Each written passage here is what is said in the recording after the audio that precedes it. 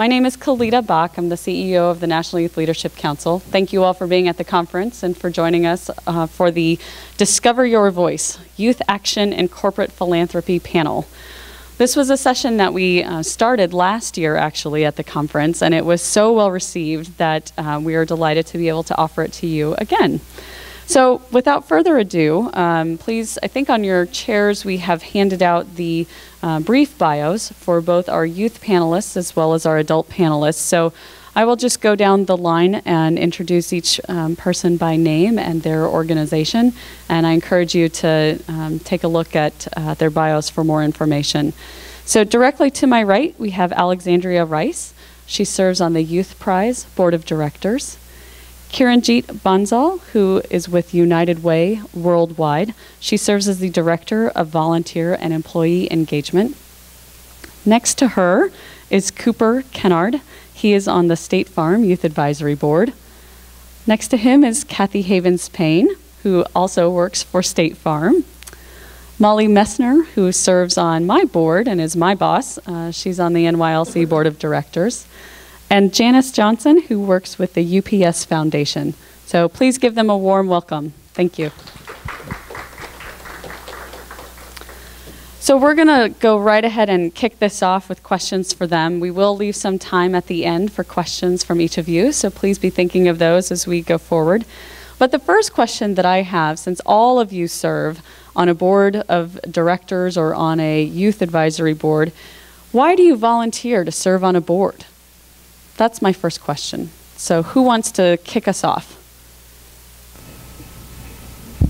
Thank you, Kathy. I think board service is incredibly important. All of the organizations that all of you represent, that all of us on the board, the panel represent, have a very important mission to make our community stronger. Our young people have more opportunities for our young people.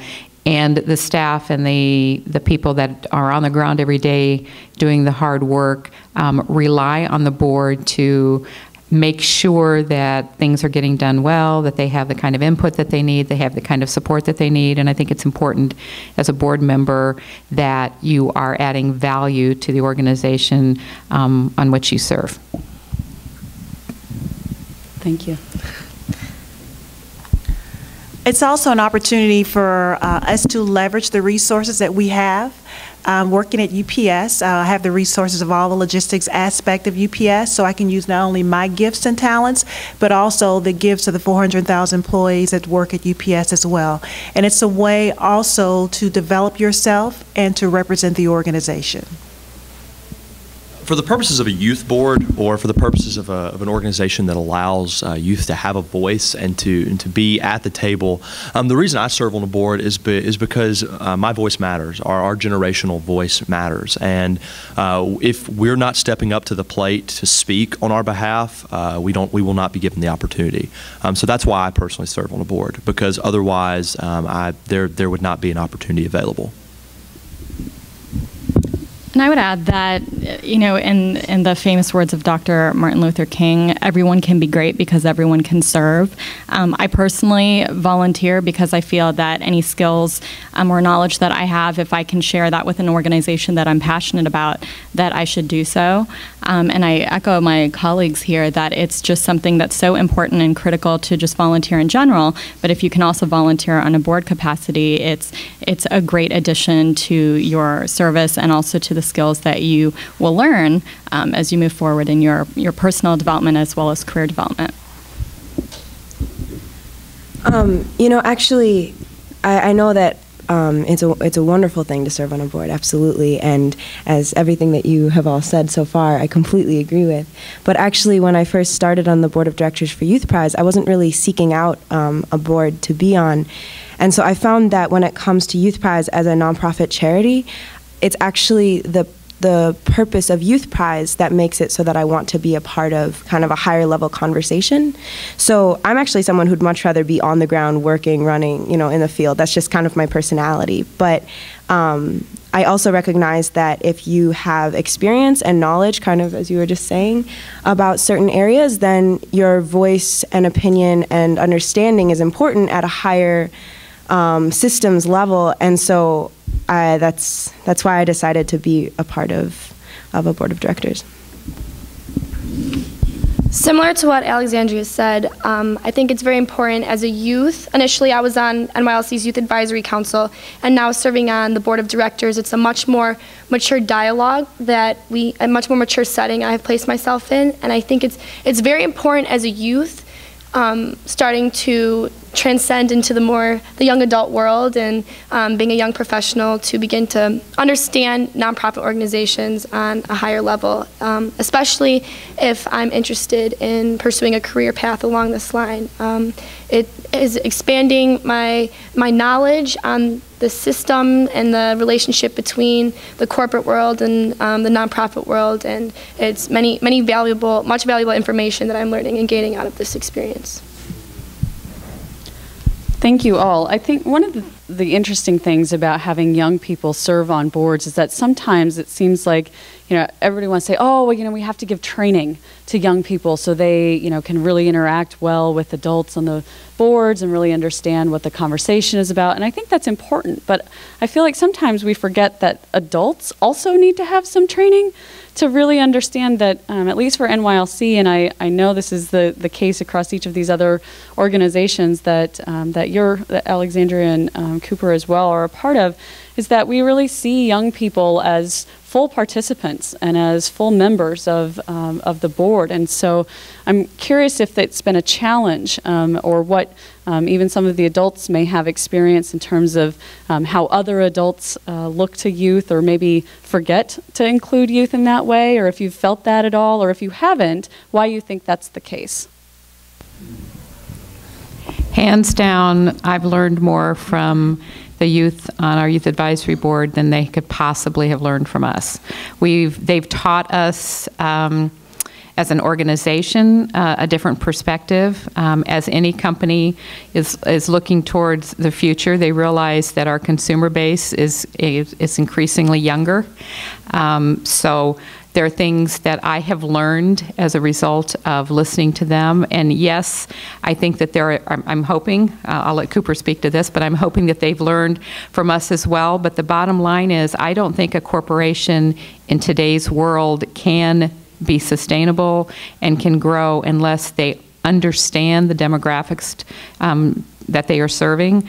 And if they don't understand that this generation, this younger generation, is far more educated, far more interested in serving, far more interested in having a valid voice, and if we don't tap into that as an organization, we will fail to move forward. And so, hands down, I can't imagine a corporation being truly successful unless they are listening intently to what young people bring to the table.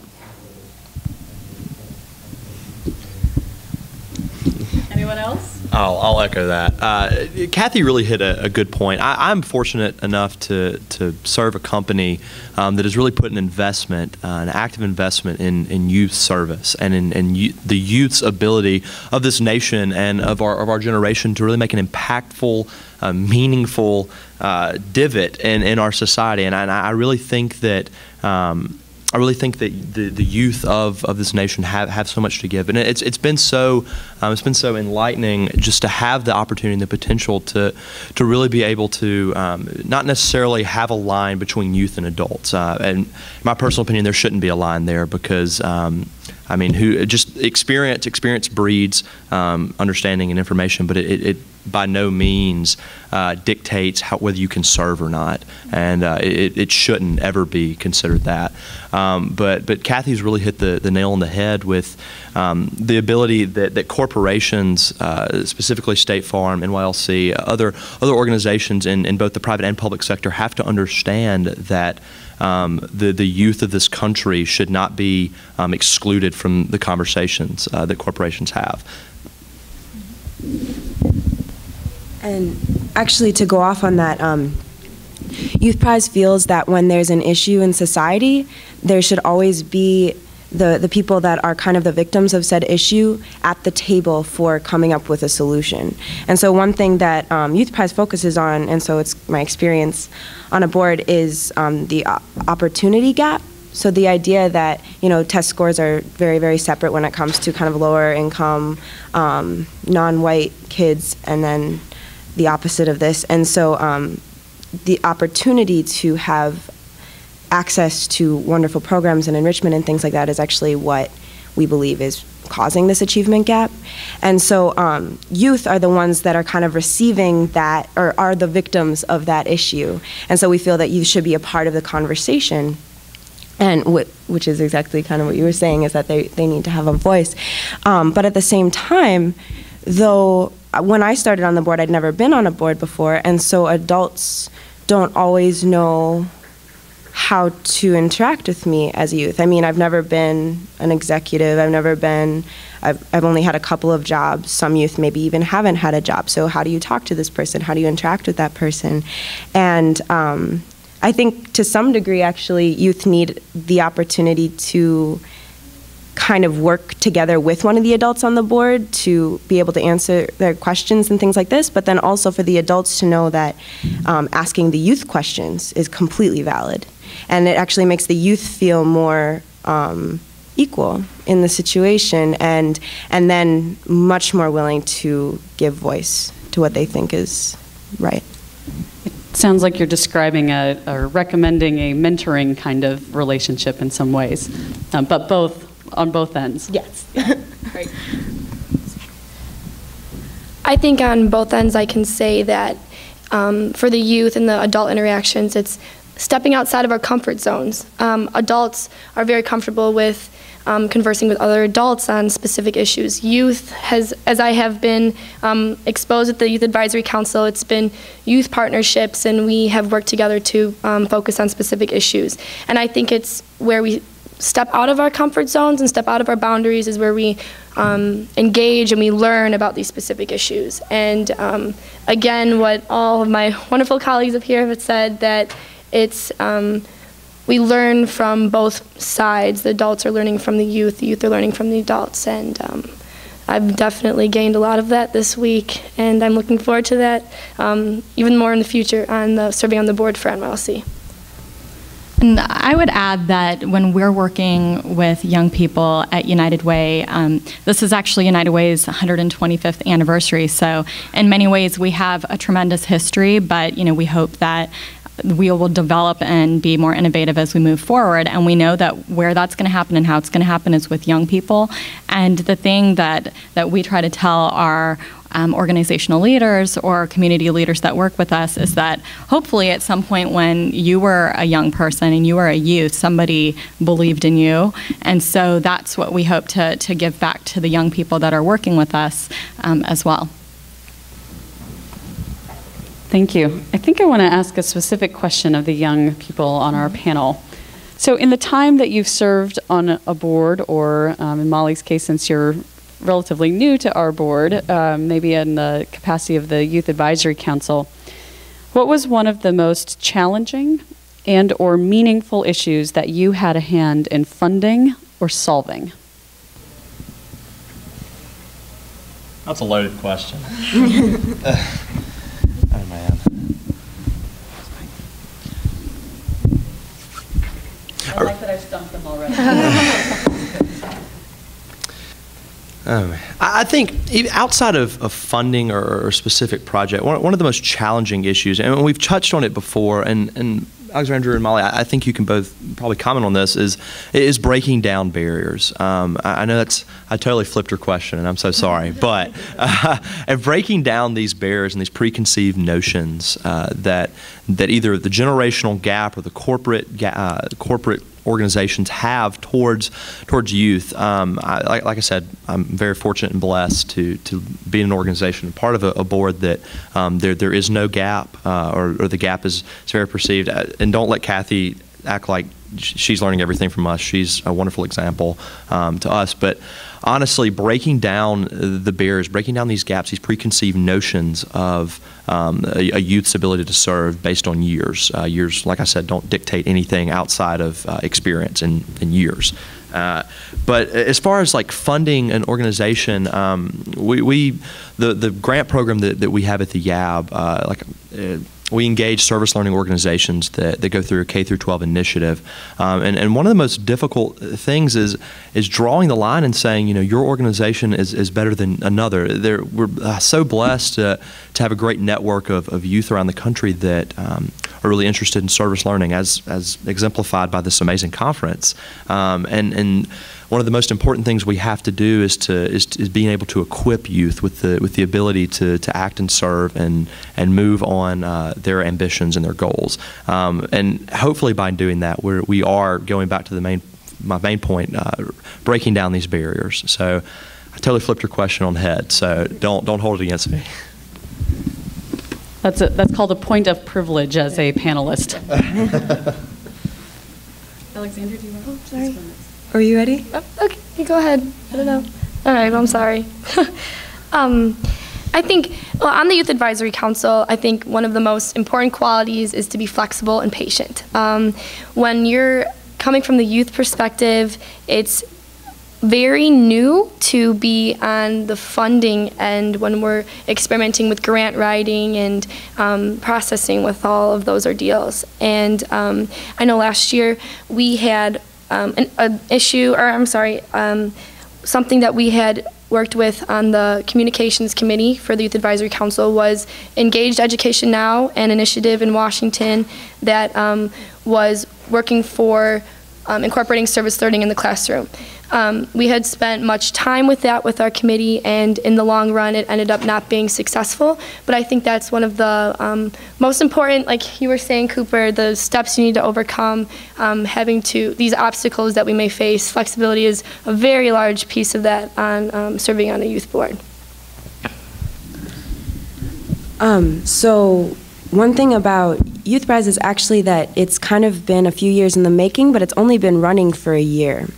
So really, we're still struggling, working with how to best fulfill our purpose, to close that opportunity gap that I was talking about, to give all youth this access to opportunities, no matter what their economic status is, no matter what. And so in terms of the most challenging issues that I've been able to be a part of on the board is really when we got down, there was this board retreat that we had about a year ago now, and we were really talking about, okay, how do we combat this issue? How do we actually, with the resources that we have, make it so that we're a statewide organization. So how do we make it so that every single youth in Minnesota has access to these opportunities, to this enrichment outside of just school?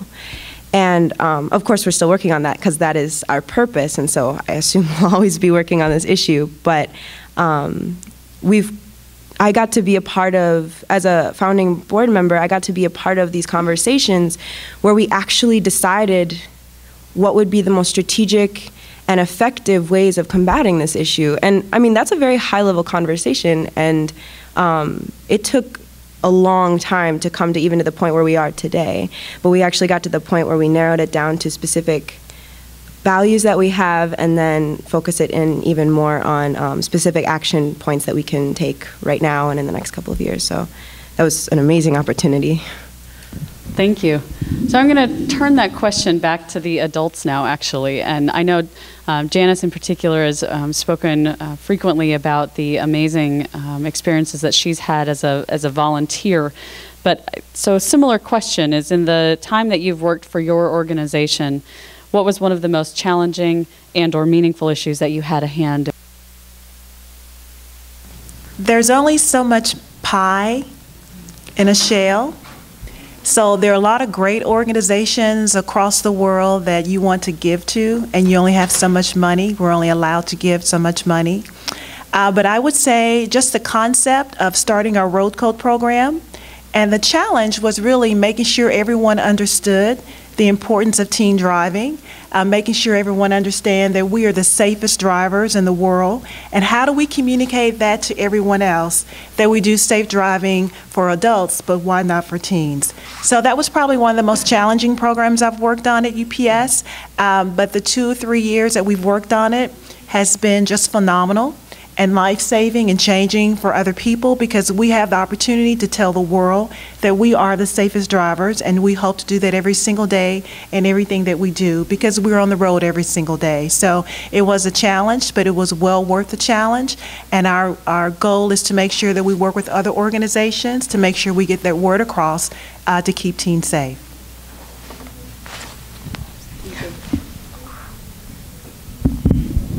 I think the creation of the State Farm Youth Advisory Board was the biggest challenge, mainly because it was so out of the box for our organization to stand back and say we're going to trust $5 million of our philanthropic giving to a group of yet undefined, unmet young people.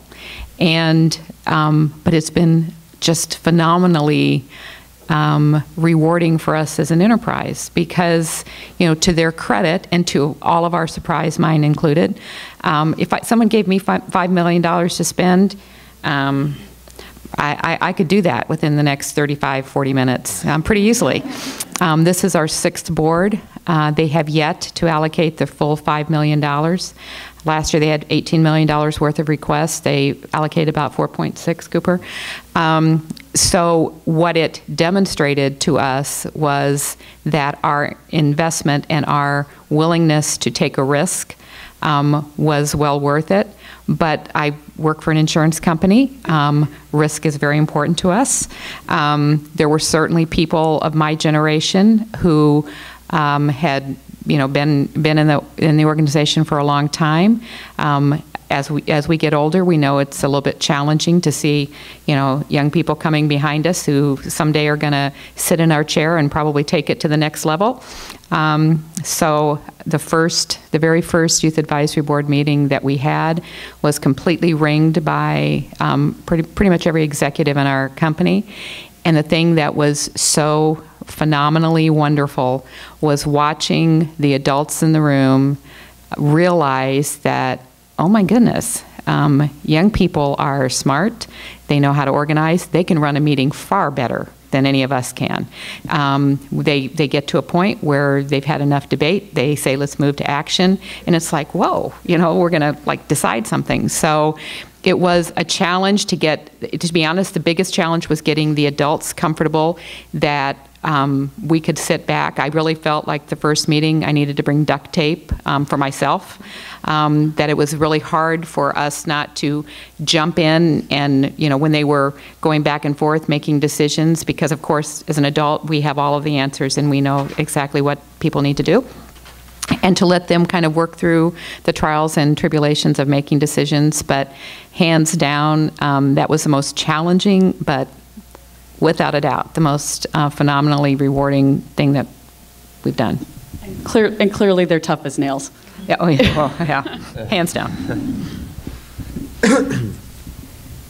Okay, for me, I think I would have to say the work that we did around Haiti, following the Haiti disaster back in 2010. I woke up the morning of the 13th, and it was my 30th birthday, and it also happened to be the day after that everyone had realized what had happened to our friends and neighbors down in the Caribbean. It was also at a point where I was supporting our Caribbean offices with United Way. We do not have an office in Haiti, and I would say that it was challenging in the sense that United Way, we are not a direct response first responder for a disaster. We're in the long-term recovery, kind of more long-term sustainable programs. However, given the situation that had occurred, our United Way offices in the Caribbean region, as well as Central America, said that without a doubt they were going to, at minimum, raise money for first response, but then also wanted to consider what to do for long-term recovery. So we quickly got our representatives on the phone from across the region in Latin America, Central America, and then the Caribbean offices, and they were already at work. And I will say that it was one of the most challenging things that we did, but it was also just so heartwarming in the sense that here we're an organization where we don't have feet on the ground, but we were trying to figure out any way possible to work to make a positive impact, both in the immediate sense and then also long-term. And a quick footnote on that is that in Guatemala, our United Way had partnered with a corporation to make water filters available, and they had that sent over to Haiti. I think it's really more of a beautiful story about what corporations and nonprofits and people were doing around that time to resolve the situation. And then our office in Trinidad and Tobago raised a lot of money, and they actually just completed the build of a brand new school in the community, in a community in Haiti that was within the epicenter of the earthquake. So one of the most challenging things, but probably one of the most heartwarming things as well, just watching our network pulled together on a global scale for something that we weren't quite sure how to handle, but everybody stepped up to the plate. We had amazing volunteer leadership that really stood up and raised their hand and talked about the kind of in-kind donations and things that our corporate partners could bring to the table, and we really could not have done it without them. And then really, I think the impact is with the vision on youth and making sure that education would be available for the students who lost that opportunity because of the impact of the earthquake. Thank you. Question I'd like to throw out to the whole panel, so whoever wants to answer this first, please jump in. But it kind of is taking off of what Kathy was describing in terms of how State Farm really shifted its thinking and kind of had this out-of-the-box opportunity with the creation of the Youth Advisory Board and the grant opportunity. But aside from that, I mean, how do you think that boards or philanthropic giving have really changed over time?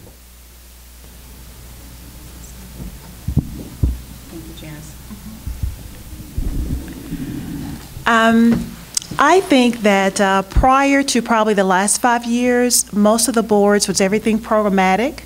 And people were willing to give and do things as a result of what kind of programs people were running. But now probably in the last 5 years, people really want a measurable impact. So we want to know when we give money to NYLC or when we give money to United Way or other organizations, what is the impact? How are we really making a difference? So I know I'm challenged by working in the foundation when we're going through organizations is what is the common goal? And then how does it line up with our organization? Years ago, we only had 3 main focus areas. As a result of what we do at UPS every single day, we aligned our focus area giving, and also, so we look to organizations as a board to make sure that whoever we're giving our relationship with line up to our organization skills. So I think that's probably what everybody's doing now. You find more and more organizations changing their focus areas, but it's in line with their business objectives. You know, this may be obvious considering who's on this panel right now, but as someone who's only been on a board for a little over a year now, I don't know much of the history of how boards have operated in the past. However, I feel like I can safely assume that even 10 years ago, you wouldn't have myself and my 2 other friends who are youth here in this conversation. So just the fact that, as I said, this might be obvious, but just the fact that youth are even able to be on boards or in advisory positions for organizations. And then also, I'm not sure about NYLC, but at least for Youth Prize, I have the chance of having like absolute equal position as the adult board member. So I have equal voting rights. I have the same amount of opportunity to speak when we're having conversations, and I think that's incredible. So just the fact that youth are looked to in that way now, I think is a very, very different and still very new idea. Yeah, Kathy and Molly are both on NYLC's board, and so I think Kathy could certainly speak to this too, but that's the same way that NYLC operates, so they have the same rights and responsibilities as everybody else does. So once you're on the board, you're on the board. Wonderful. Yeah.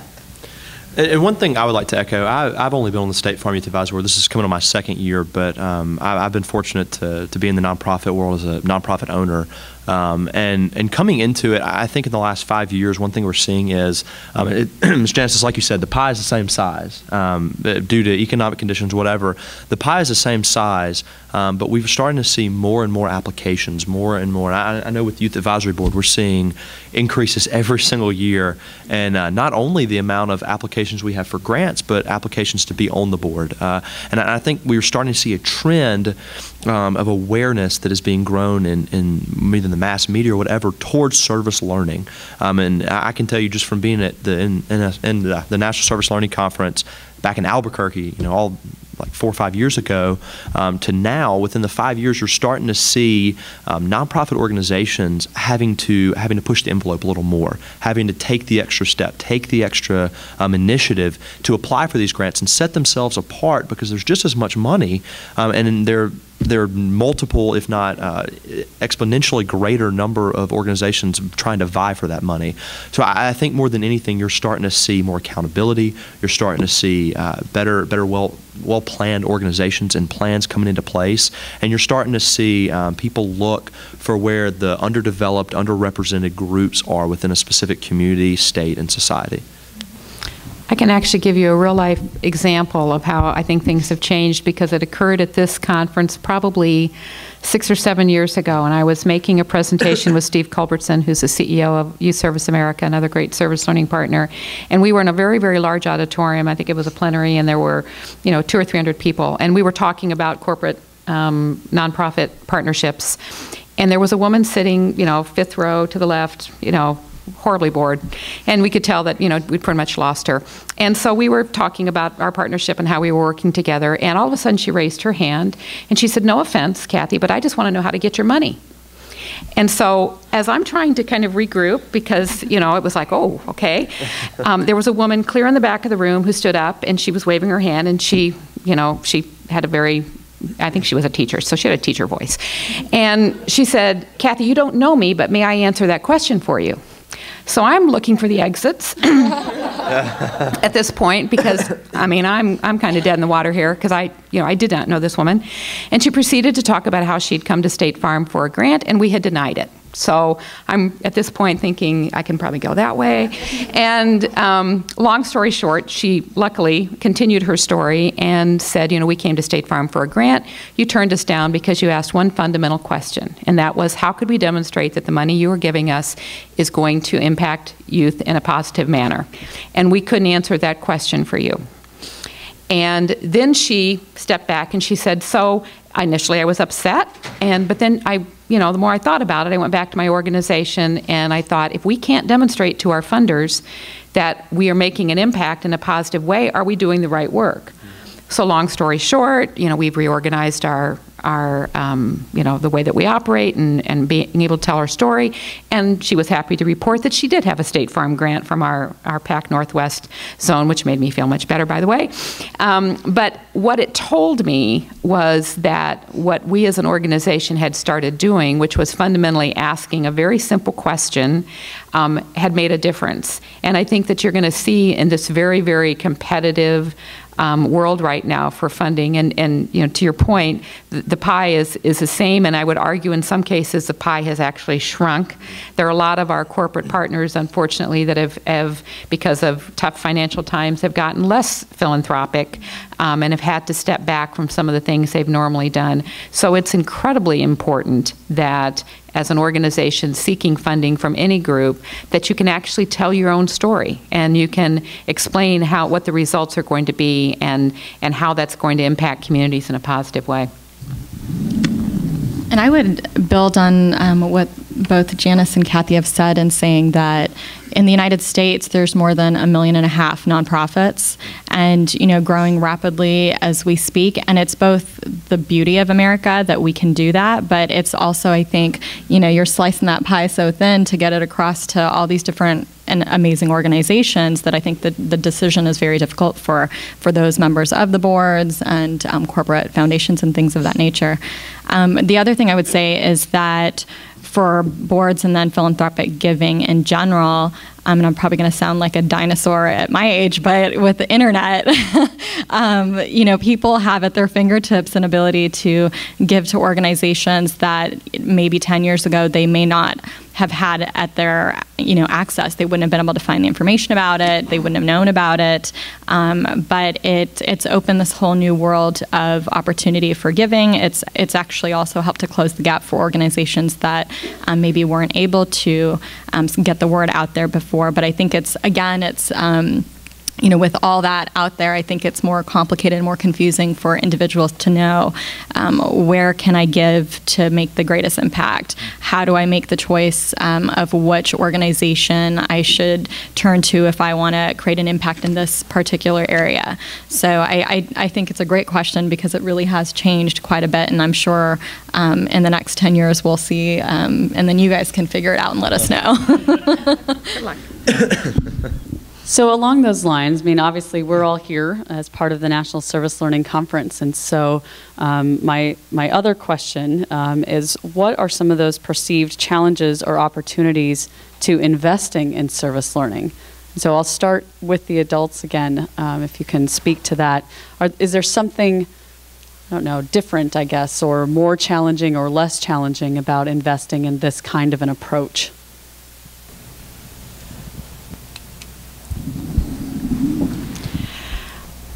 Does it all just boil back down to that story? No, I think, I'm a huge supporter of service learning. I don't understand why everybody doesn't do it. I don't understand why everyone doesn't get it. I think back, I used to be a teacher. I look back on relative horror to how I taught, because I was one of those teachers that taught the way I was taught to teach, and I had all this information and hope that the kids could guess what it is I thought was important, and how terrible that was for them. We now know that, and have probably always known, that we all don't learn the same, that young people need to, and I would argue all of us very often will learn best by being able to do something, and the opportunity to do so in concert with service is the best thing possible. But to actually figure out that why in heaven's name you're going to need to do math in your real life and see the application of it is so critically important. So the value of service learning, I don't think, has ever been greater in a world that we're trying and should have always been trying to educate all kids well. The challenge that we have as a field is how we've communicated what service learning is. And I think that we've got some historical obstacles to overcome in this space. I think that in some cases, service learning is seen as something extra that you do when you're done doing all the other hard stuff, instead of a means by which to do what you're going to do anyway, and by the way, do it better. So I think that the challenges for the field ahead and for funding in the field ahead is when the service learning community comes together in a unified way, kind of agrees on what service learning can be, understands that there are multiple on-ramps to get to service learning. It's not just about civic engagement, that's clearly important, but it's about academic achievement, it's about youth engagement, it's about all of these many things that we know service learning does, and that will make it so much easier in this funding world to get the kind of support that it deserves.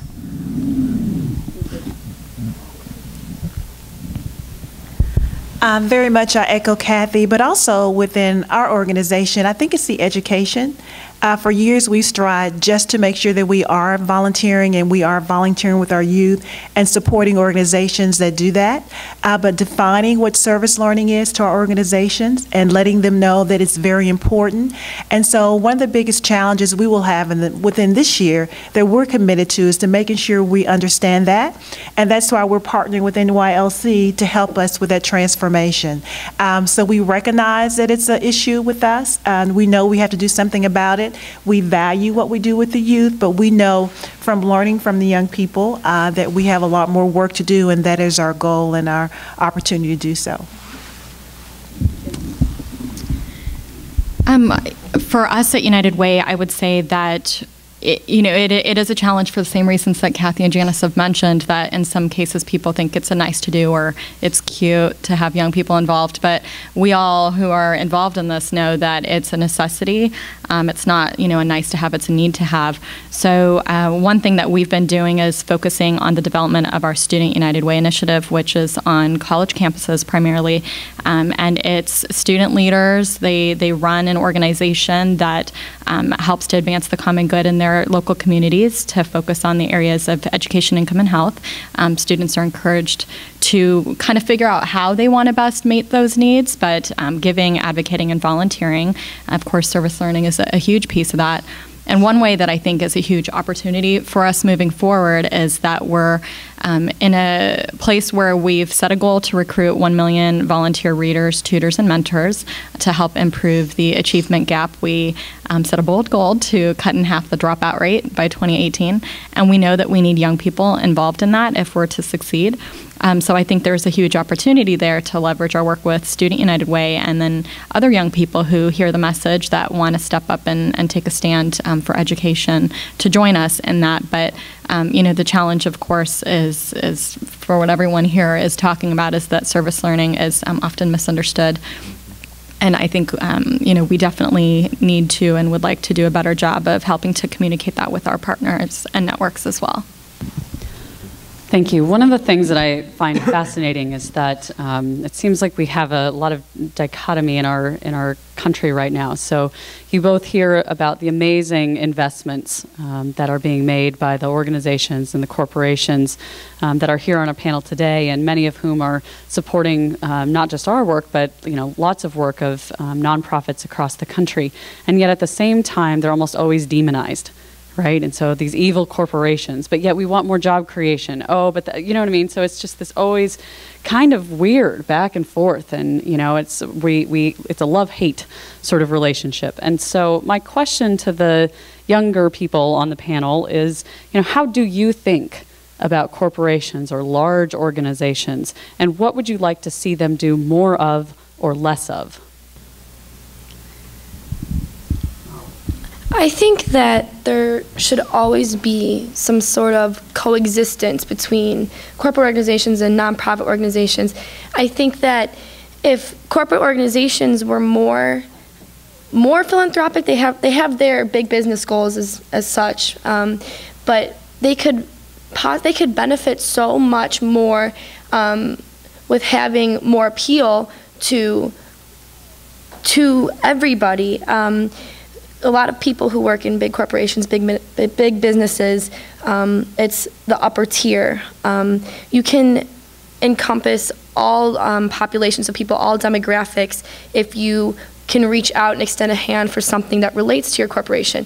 For instance, I'm an employee of Lifetime Fitness, if any of you are aware, big business here in Minnesota founded, and attending meetings, business meetings there, I see that it's very corporate, very strong, strict structure, and it's very different to be an employee of a corporate organization and a volunteer on a nonprofit organization, and I see two different perspectives.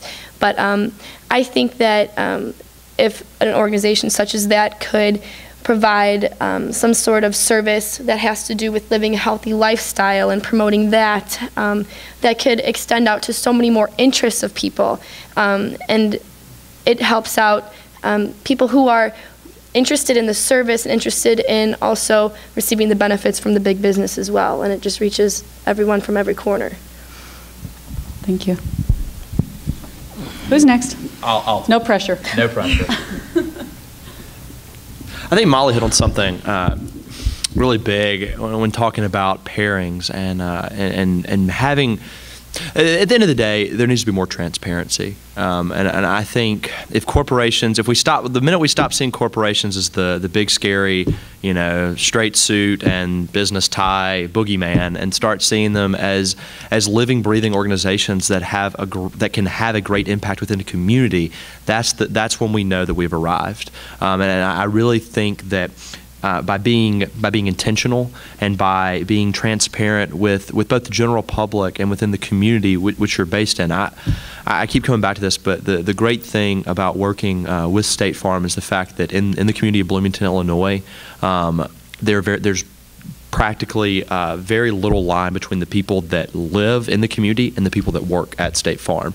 You can't tell a difference because you can't tell the difference because there is a direct correlation and a direct partnership within the city and the community and the corporation. There is no scary boogeyman. I mean, it doesn't exist because they've made strides and they've made an intentional decision to put feelers and to put reaches out into the community. And piggybacking on that idea, the minute corporations start really making an investment and making a direct, intentional decision to affect the education system. And I really think that education is something we can all get behind. It's something that regardless of whether you're a mother, father, child, your education system is something we can all unite around. Finding a common cause, finding a reason it doesn't matter if I'm a Fortune 500, 50, 10 company, reaching out to people across my barrier, across my line. It doesn't even have to be in the same organization or sector, private, public, but reaching out and uniting around this idea. If we fix our educational system and if we get behind our educational system, then the majority of our problems in this nation will be fixed, and including this dichotomy between corporations and not-profits and the perceived rift between the two.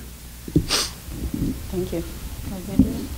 Yeah, I think you just hit on a really key point, and that is, I think you both kind of answered my question, exactly what I was going to say, to be honest, and that's so heartening to know that others feel the same way, actually. But the idea of partnerships between nonprofits and corporations, and thinking about how can we go beyond this very distinct dichotomy between the two? How can maybe nonprofits partner with a corporation to, I don't know, maybe through the marketing, they're advocating for a certain issue. So they're very, even to the point of transparency, they're actively showing, this is an issue. The entire country should pay attention to this issue. Or what can you do as a person? Or these sorts of things. Corporations have this amazing privilege of being very, very visible. How can we utilize that and work with the nonprofits and this sort of thing? So, that's just one example. I'm sure there's thousands of different ideas that we can explore when it comes to this idea of these two areas partnering. But right now, at least, and I want to reference this idea of transparency again.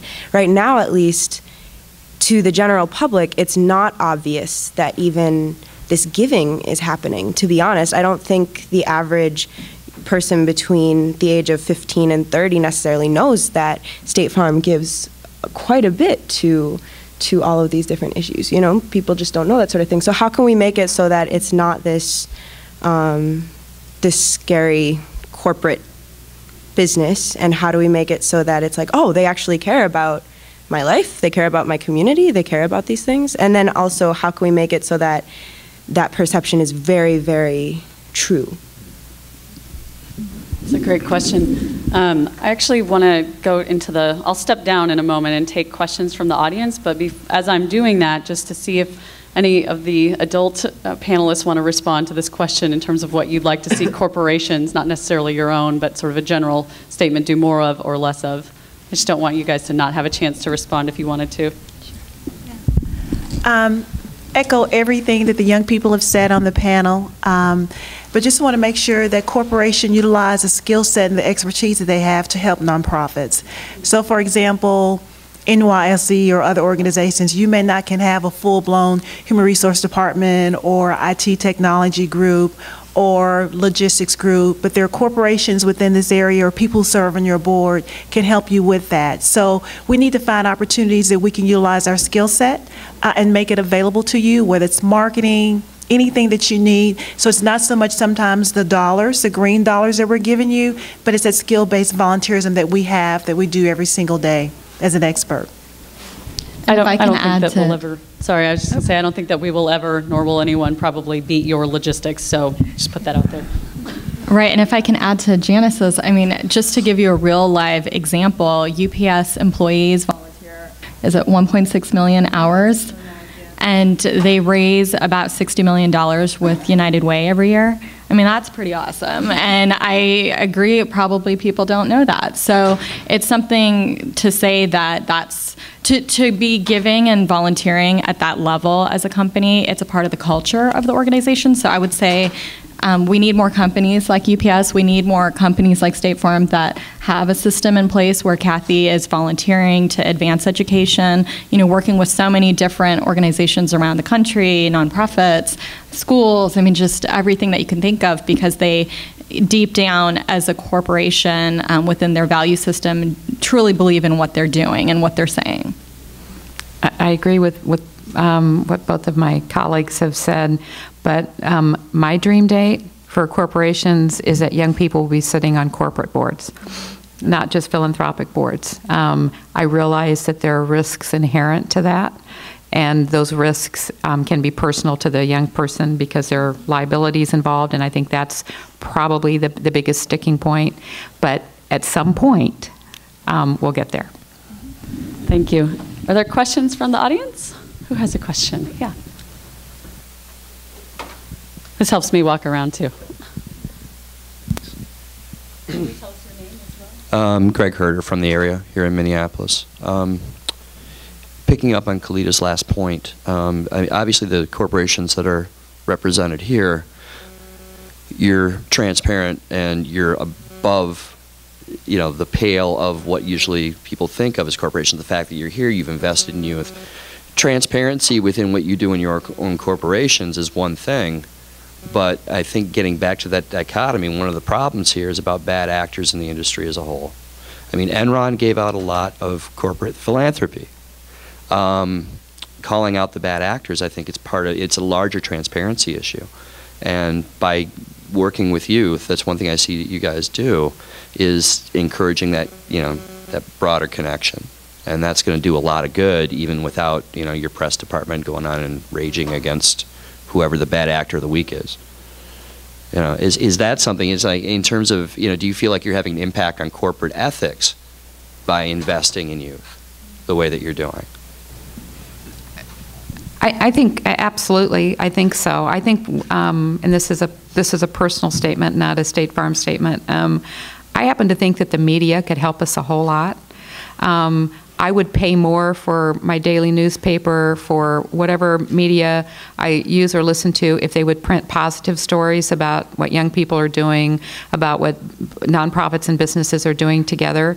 We seem to be living in a culture where, and I'm not picking on the Kardashians, I don't know them, they may be great people, but where that is what we tend to want to read about versus these young people that are sitting up here and the corporations that are supporting them. So, you know, somehow if we could kind of flip that whole appetite we have in this country for towards the positive things that collaboratively businesses and nonprofits and young people are doing together, think about how really phenomenal that would be. I mean, I would get up happily and read my morning paper instead of, you know, reading, you know, the scandals of the day. And I want to speak to that. I want to speak to that as well. Personal story. I go to school at the University of Alabama, Tuscaloosa, Roll Tide.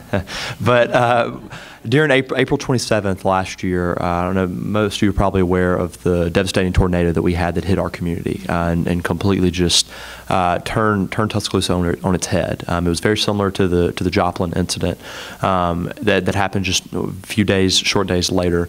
And one thing that really stuck with me, and one thing that I guess gave me hope for the future, was the fact that immediately after that, I was pulled in to help effectively like replan the city of Tuscaloosa's development and the relief effort. And on the ground, on the direct ground, with the mayor's office and whatnot, there were agents from State Farm within the community on the field. They were serving as beacons for the community and the community development and rebuilding the community. And it wasn't just State Farm, it was all state. It was other, I mean, I'm allowed to say that, right? I'm allowed to. it was all state. It was Century, you know, there was farmers, there were other organizations and corporate entities that didn't have anything in common outside of the fact that they were in that community, and they were pairing together and they were putting forth effort to rebuild the community they were in. That is personally my hope for corporate responsibility and for taking an example is seeing these struggles and understanding that a corporation is not necessarily built in, this is where my big, scary, looking like Mordor from Lord of the Rings like organization is. That's not what it is. That's not what a corporation is. A corporation is built on a grassroots level in the communities and in the schools that they are affecting. That's where it's built. And I think the minute that we start seeing that, I think the vision that we all have will come to fruition. You know, yesterday I was at a talk by the Nobel laureate, Shirin Ebadi, and she was talking about how, or maybe it was in her book. Now I don't remember. I know she was talking about it. She was talking about how in this country we're very, very separate in terms of ages, and how you know, the sixth graders will stick with the sixth graders, and the adults are kind of in their corporate world. I mean, to generalize. And, you know, each grade is even separated out. We're not really interacting intergenerationally. And so, to your point, sometimes, and I'll circle back to that reference in a minute, sometimes there are, I mean, we do have to face the fact that there are corrupt decisions that are made in corporations, and sometimes people make bad decisions, and that happens. And I think sometimes people feel safe in that their decisions aren't going to be seen.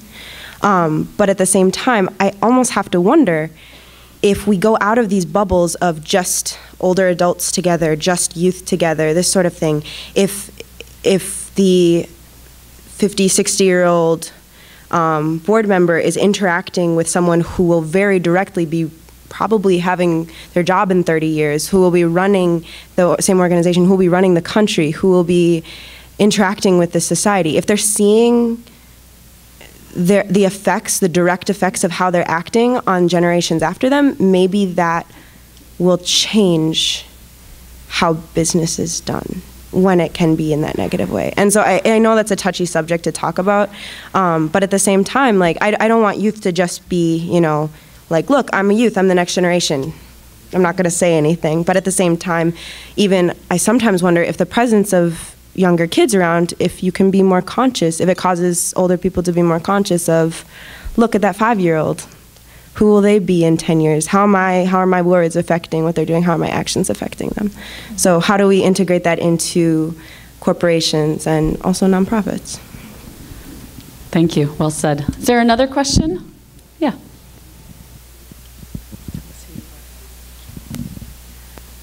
Good morning, I think still. My name is Lauren Burnson. I work with a nonprofit that's called Partners of the Americas. And so we're a grassroots volunteer network, and some of our most successful collaborations with corporations have been more partnerships. So just one example is organically it was born that Intel out of Oregon State is partnered with Costa Rica. That's the way our organization is designed. But Intel had a need for language classes for their employees that went to Costa Rica, and we just happen to have an exchange program that does teachers that travel both north and south to do exchange around language teaching. So it was a natural fit. It was born organically, and now we work with Intel to do language training classes. And so it's not exactly philanthropy in the sense that we get donations or funding from them. We're really working together in a true partnership. So my question to you, both the nonprofit or youth side and also the corporations, is how can we transcend, I guess, the idea of philanthropy or giving, and really start working as partners to either, you know, address an issue, whether it's, you know, safe driving or whatever it may be, and how can we work really together as partners to kind of help our communities and better develop around these different issues?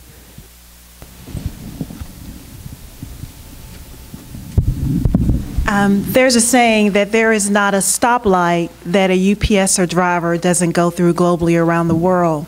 And as a result of that, we have individuals all across the United States that do community involvement and also partnership. So you're in Oregon, we could put you with the name of someone who's in charge of community involvement, that you can have a conversation and see what opportunities there could be for us to partner with you. And that's why from the headquarters, I work in Atlanta, we really don't make decisions about what happens in the community, because we know that our employees can tell us more about what needs are there and are available. So anytime we get a suggestion or an opportunity in our office, we always flow them back to somebody within their area so they can make connection to find out if there's an opportunity for us to leverage our resources, and then also see how we can partner together. So I'd be happy to do that for you. Yeah, and I think that's a really great question, and I feel like a lot of emphasis is put on funds raised and donations, and let's be honest, it does take money to make certain things happen. But we also know that if we had all the money in the world, that probably alone would not solve the education situation in the U.S. We know it's going to take people and the right leadership. So I think a part of what needs to happen on all fronts, both any type of organization or group or individual that's involved, it's about putting egos aside. A lot of nonprofits, we are competing for the same pie, the same slice of pie that exists for certain issue areas, and I think that corporations and individuals who are giving really want to make a difference. So probably two things: put egos aside, more collaboration, and to get informed. I think that people need to be able to be really educated and informed about the issues that they're giving towards. I love it when donors ask us, well, what do you actually do with our money? You'd be surprised how many people don't ask or don't actually know after they've given a gift. And part of that is, of course, the organization itself informing people. But I think that as individuals, I would really implore everyone, before you do give or volunteer, do your research, and likewise expect a lot from your leaders. So no matter what organization type they work for-profit, nonprofit, civic groups, whatever it might be, expect a lot, and don't be afraid to ask the tough questions. And it's back to the transparency kind of conversations that this panel is having. It's we need good leadership at all levels. I think the definition of partnership is that both sides of the partnership, there's a perceived benefit. I'll look to State Farm's partnership with NYLC around Project Ignition. It's important to State Farm to save teens' lives. It's a key issue for us. We decided that working with NYLC, we had the opportunity to partner with them around teen driver safety in a way that also married our great interest in service learning and youth leadership. So a partnership, I think, is clearly defined by the ability for both partners to see some value in what they're doing and what they're getting. And I think most corporations today, there's still some checkbook philanthropy that goes on, that we're going to give you some money and hope everything goes well and good luck with whatever you're doing. But I think the vast majority of corporations are looking for a way in which they can engage and that they can be an added benefit to the organization that they're working with. And hopefully some of those, there's still some barriers there. There are barriers for corporations working in schools. Some of them are necessary because of privacy and security issues. But one of the toughest places to get into as a volunteer is a school. And so there are some of those things that we've got to just, to your point, we have to kind of put egos aside and decide what the end goal is. And the end goal is, at the end of the day, we want our kids to be successful and happy and healthy and have the resources they need. So what do we all have to bring to the table? I think there are just tons of resources out there if we think of it that way. And both partners of the partnership have to be able to hold each other accountable, and I think that's a big part. It's like your parents. They call you out on things. It should be the same kind of thing, to where if one organization, either side, is fudging something up, you should look at them and just call it like it is, and be able to have that open relationship to speak honestly and candidly with them, and to call out that. And I think that goes back to the social responsibility and the corporate responsibility. It's all interconnected, and in that partnership, honesty should be the basis of it, as well as transparency. Thank you. I'm sorry, Alexandra, did you want to respond? Yeah, go ahead. I want to say very straightforwardly that I don't have the answer to this question because I think it's probably one of the most important questions that can be phrased. And so this idea of philanthropy and changing how it's viewed and changing this stigma that it's, you know, just this higher up body feeding money to this smaller body, hands off. You know, this is kind of like the older way of doing things, and it still happens. But this question of how can we change this view so that it is, as you're saying, creating these relationships, creating these partnerships where the two parties are working together. And I wonder if it has to do with purpose and values of the two parties, and if for whatever if we are talking about a specific amount of money, or if we are talking about maybe, as was talked about earlier, time, giving time to a certain issue or volunteering, how can we make sure that both parties involved are working towards the same goal, that all are understanding why they're working together and kind of putting, I think it's important to put your heart into the issue that you're working towards together. So I just want to thank you for posing that question, and I've loved hearing what everyone else has to say about it. But I think it's something that we should continue thinking about for years to come. And how can we make this more wholesome? How can we make this much more about affecting the lives of people, affecting the lives of coming generations? I actually think that there's an interesting marrying in some ways between one of the other questions that had been asked before and this one. And I think it's, you know, as we look at, well, why aren't there more positive stories about what corporations are doing? And just to speak to one kind of example, I mean, I think what NYLC has tried very hard to do is just shift some very sort of subtle things that we're doing, but to help raise visibility about how we partner with State Farm or with UPS or with any one of our funders. And so we're reaching different audiences than what their marketing and communications folks typically reach. But, you know, just as a nonprofit, I mean, if we're going to do a press release anyway about the Project Ignition grants, to just use that, continue that example, that are going out to 25 different schools across the country, well, we sure as heck can also include those same press releases to all of the congressional delegation of each of those districts where those grants are taking place. So that helps to, you know, it helps State Farm to showcase that they're doing something that's positive in those communities with decision makers that they care about and that they're reaching in a different way. And so just, I think it's also important to think about not just, well, what is it that the corporations or that these larger foundations are doing for us, but what are we doing as nonprofits or as schools or as young people to help to showcase what they're doing. So I think that reciprocity is really key. Is there another question? Yeah. Thank you. My name's TJ White. I'm actually here. I've been with the conference helping with our road code program at UPS, and it's been very exciting to be here. But my question, I know there's some people on Project Ignition, but I saw in your bio, Molly, that you actually did that, volunteered with it. And it's been very exciting seeing the people from those PI booths come over to our booth and the conversations they've had and having conversations with them. They really care, and they care about something that I care about, so I appreciate it. But from your experience, and then maybe from anything else that people involved in Project Ignition, what programs, when you were in that program, when you were actively involved, what programs or initiatives or activities really spoke to the youth? When you went to the schools and you did something, because I go and I talk to your generation, what really spoke to them?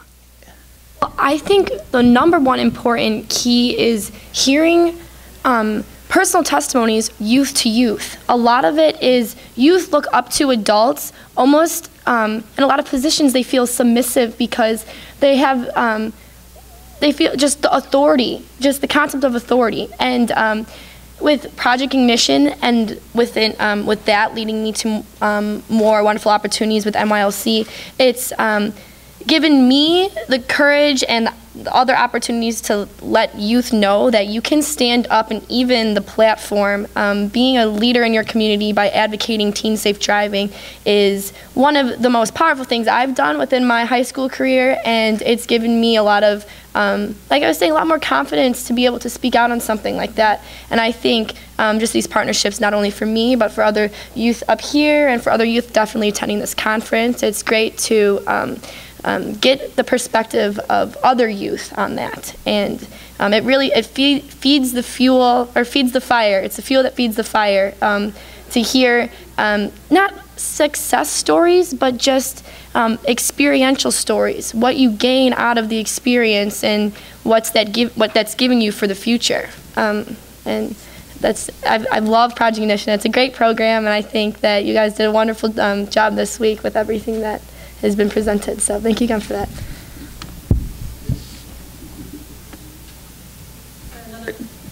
Does anybody else on the panel want to respond to that? Otherwise, we'll take another question.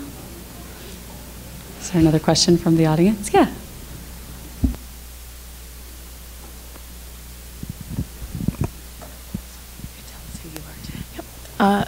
Hi, my name is Rachel Key. I teach biology and chemistry in Shanghai, China. And so please forgive me because I'm a little bit jet lagged, and by a little bit, I mean a lot. So if I'm not articulate, please forgive me. But basically, in addition to teaching science, next year will be piloting a huge public health initiative in China. So I feel like now I kind of have two jobs. But this will be wrapped into our school's first public health course for high schoolers. And basically, this is my own side idea. I'm actually not supposed to be at this conference right now. I have tons of things on my bills about the practicalities of the in-classroom teaching. But in Shanghai, basically my international school, the majority of the students come from families from GM, Johnson & Johnson, lots of big corporations. And we have funding for our project, but I'm more focused on this sense of community. And so within Shanghai especially, there is obviously the native Shanghainese population, and then we have this kind of walled-in, gated-in, Laowai or foreigner presence, and I think there's a little bit of resentment there. And I would like to use this project to help break down some of that separation. And so I'm wondering, maybe if you have international experience, it might be a little bit more applicable, but both from the youth and the corporate side. I mean, from the corporate side, what would make involvement? I would like to, besides the fact that these kids have parents who are in the corporations, I want to know what would make this potentially an attractive opportunity for bridging this gap for corporations, but also from the youth. I mean, I have a pretty great rapport with my kids, and so we're going to be culling ideas as our class takes shape. But I mean, if the youth have any ideas as to how to pull these big companies in and how they would appeal to them, that would be lovely. I hope that's clear enough. Ideas for how to break down barriers. That's what it sounds like you're asking. Go ahead. I think if you put youth in a room together, they don't see barriers. I think it's my generation, unfortunately, that does. It's my generation that, differentiates between older people and younger people. It's my generation that differentiates between a whole lot of things. I mean, seriously, I have failed to ever see a group of young people, if you put them in a room together and get out of their way, that won't come up with the answer to your question without any of us having to weigh in. They get it, and they don't see color, they don't see economic status, they just don't, which is phenomenal, and which is why I think we need to get out of their way so much quicker before they get jaded with everything that we've learned in our generation. So my recommendation to you is to turn it over to your kids. I absolutely agree with that. I think that children don't see color. I didn't know I was brown until I was like in 3rd grade. So, from a personal perspective, but I think the issue is, it's a question about cultural competency. And I know that in the US we address that a certain way and around the world, but I feel that people do tend to kind of bond around common issues and concerns. And it sounds like you're working on a project that affects everyone. It's not a cultural thing. It's not a religious divide. It's something that would really bring most people around the table together. So it sounds like you're headed in the right direction. getting them to, getting them to sit at the same table it sounds like it's going to be not the youth, but getting the youth in these corporations to sit down at the table it sounds like it's going to be your biggest obstacle. But once you get there, and once you get past that, I feel like it's like Kathy said, the rest will take care of itself. I mean, for you to have a good rapport with your students, and firstly, that's awesome. That story that you just shared, that's amazing, and it's we need more of that here as well. And I really do want to just comment and applaud your desire and your drive for your students, because I think that's what the heart of this is. And I think it's like Kathy said. I mean, put them in a room together, prompt them, and then say, guys, just go, and then watch the fireworks, because it's something as simple as that. Or even invite people from these corporations, invite their parents, invite other people to come in and tell them they're not allowed to speak and they can only let their kids speak, and make them listen. And I think that'll go miles.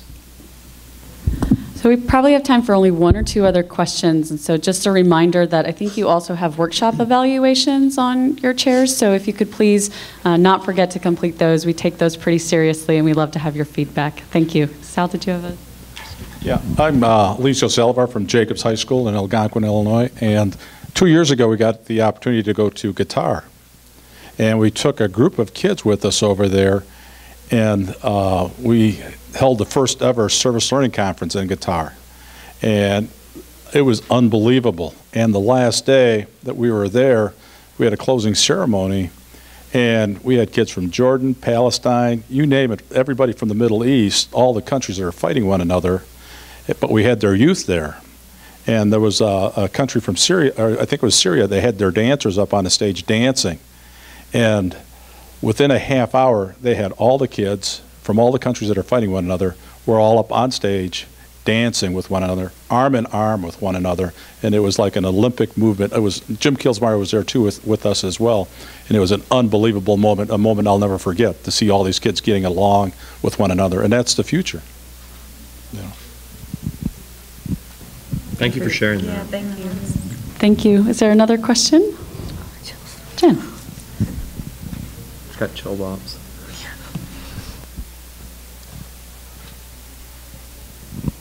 I have a question, and I know all of you, so this is fun. I get to ask a public question here.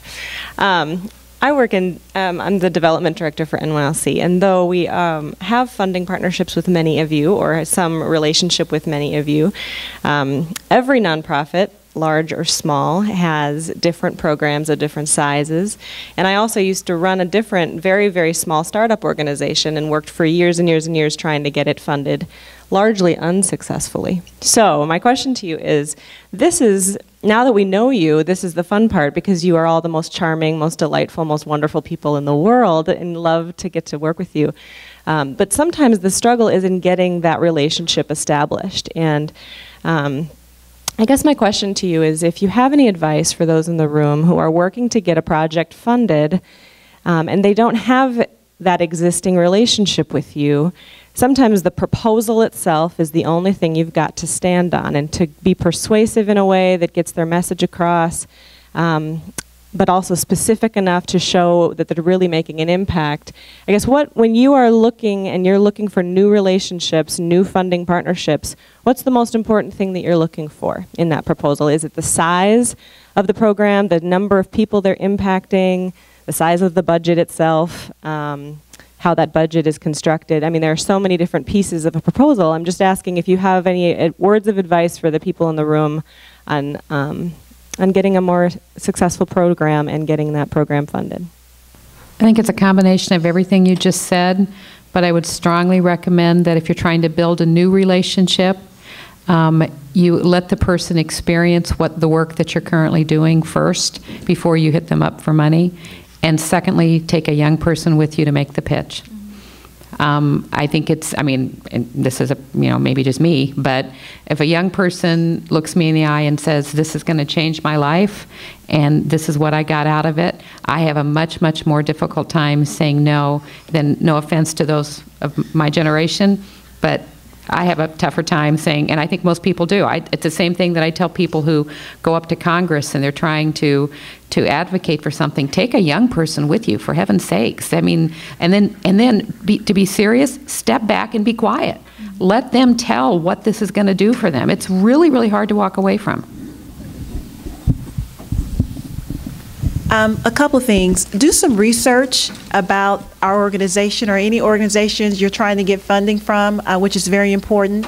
And then take a look at our business objectives and find out and look and see on any website, any organizations can tell you what their giving focus is. So know our focus areas.